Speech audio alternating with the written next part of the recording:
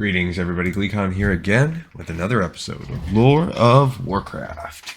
All right, so we left off on the last episode with we did a little story of chronicles of how Deathwing in the portal. Now he gets up, he meets up with Ner'zhul at the Hellfire Citadel, and is like, "You're going to give me the skull of Gul'dan." Gul'dan reluctantly agrees, and then he decides, okay, I can't make the side of the dark portal the portal because the Alliance is there now, so I got to make my way to the Black Temple. All right, so stay a while and listen to Chapter 15 of Beyond the Dark Portal, and let's see how the novelization of that story goes.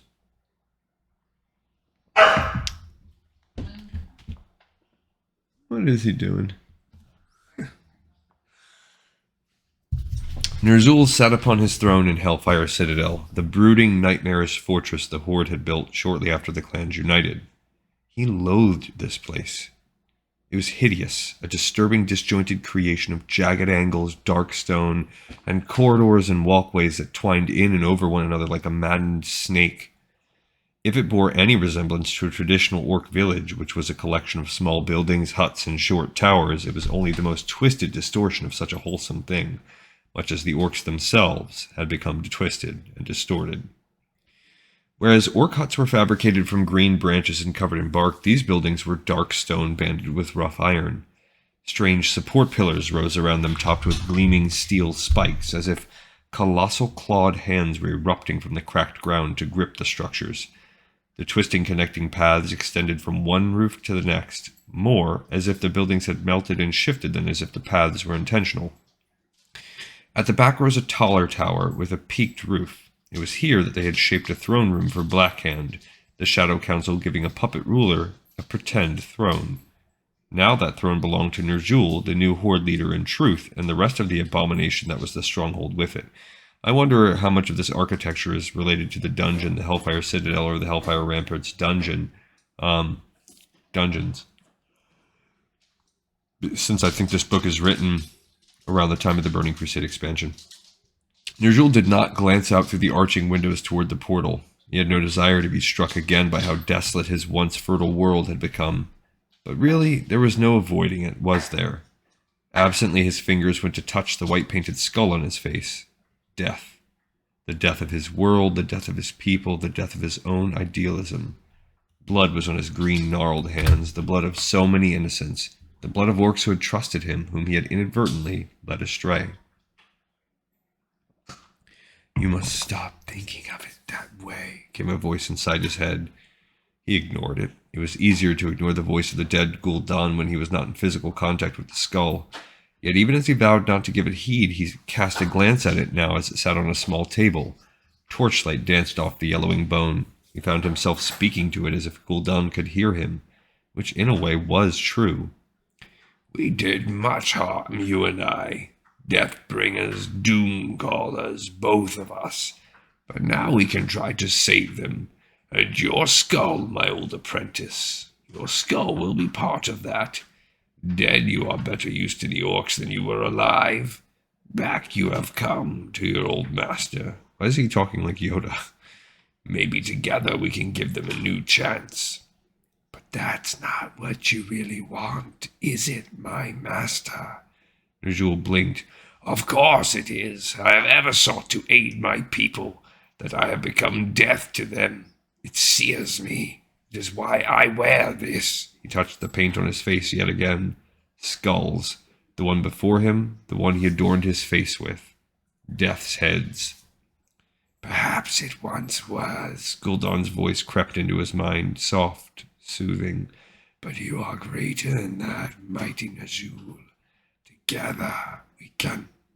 A scuffling sound drew his attention, and Ner'zhul reluctantly tore his gaze from the skull, leaving the latest debate with its owner unfinished.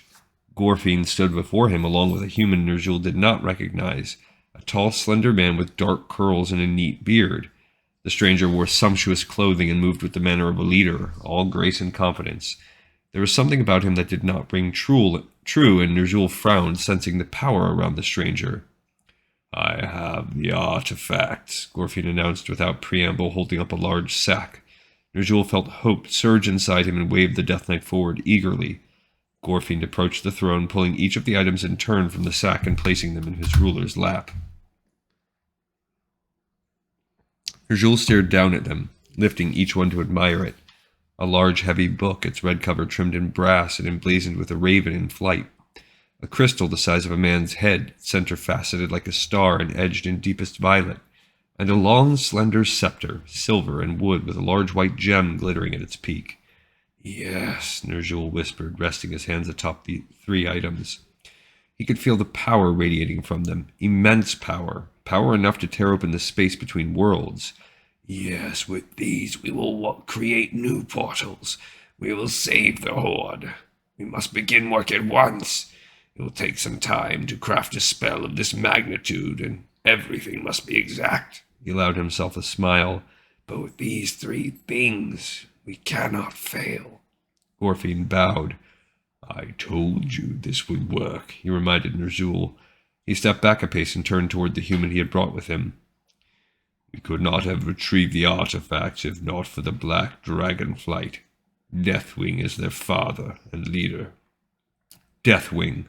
Ner'zhul's hands tightened on the arms of his throne, skulls, death knights, and now before him a mighty being even named for death. Ner'zhul could see the dragon's true form wrapped around his human shell like wisps of smoke and shivered inwardly. Deathwing's lips curved in a smile that was not at all warming, and he bowed with a hint of mockery. Ner'zhul tried to calm his racing heart. This too he had dreamed of, this shadow of death.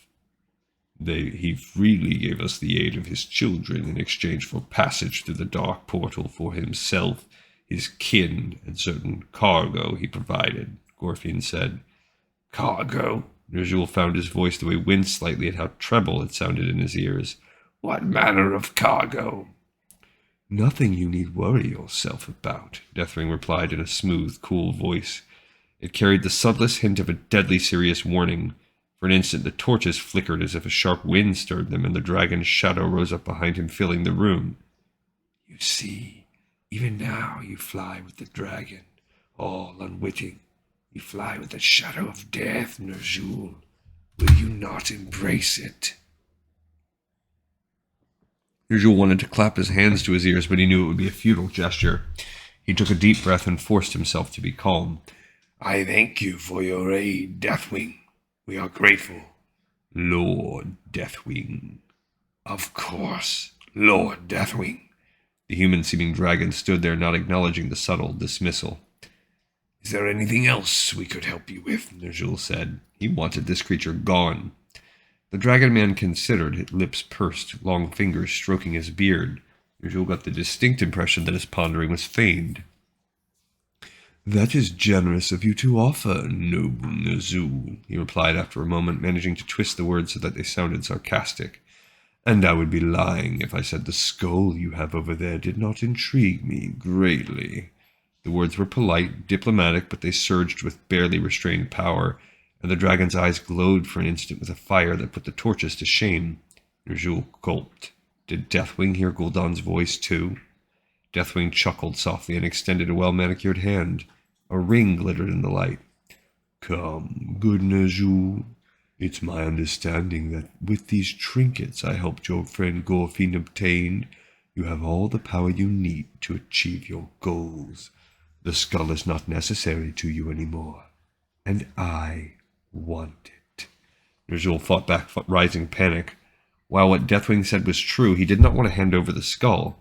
Gul'dan had been his apprentice after all, and if there was any knowledge still locked in that yellowed relic, surely no one had a better right to it than Ner'zhul. I grow impatient, said the silky smooth voice of the dragon named for death.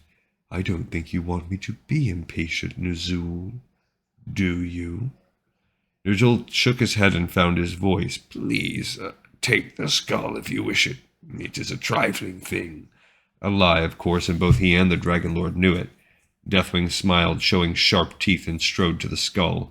His eyes widened as it came into contact with his flesh, and for an instant Ner'zhul saw spikes and scales and metal plates where flesh had been, and smoldering red eyes and a long triangular head. I must say I'm pleased with our partnership.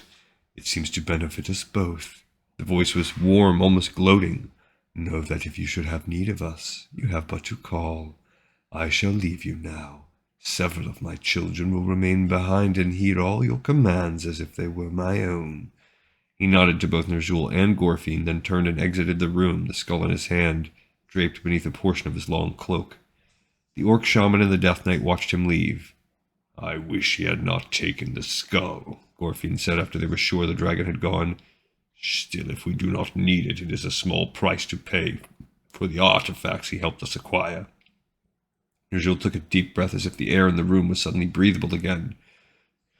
"Do you have any idea what he wants it for?" "Yes, Gorfin." "None," the Death Knight admitted reluctantly. Their eyes met. In Gorfin's glowing red depths, Ner'zhul saw something that alarmed him almost as much as the dragon's presence had. Worry. "Time grows short and our window is narrow. Let us all make preparations as swiftly as we may." Let us make all preparations. They needed to leave this dead world before it was too late. So I wonder why it's important that Deathwing gets the Skull of Gul'dan. Is it just because that kind of happens in the game and they need to prep for that? Is it because that's somehow tied into the opening of the Dark Portal in the Burning Crusade, or something previous to that? Is it essential for the setup of Cataclysm? So those are all curious, interesting things that we'll find out on future episodes. This episode in the pipe 5x5, and I thank everybody so much for listening. See you next time on Lore of Warcraft.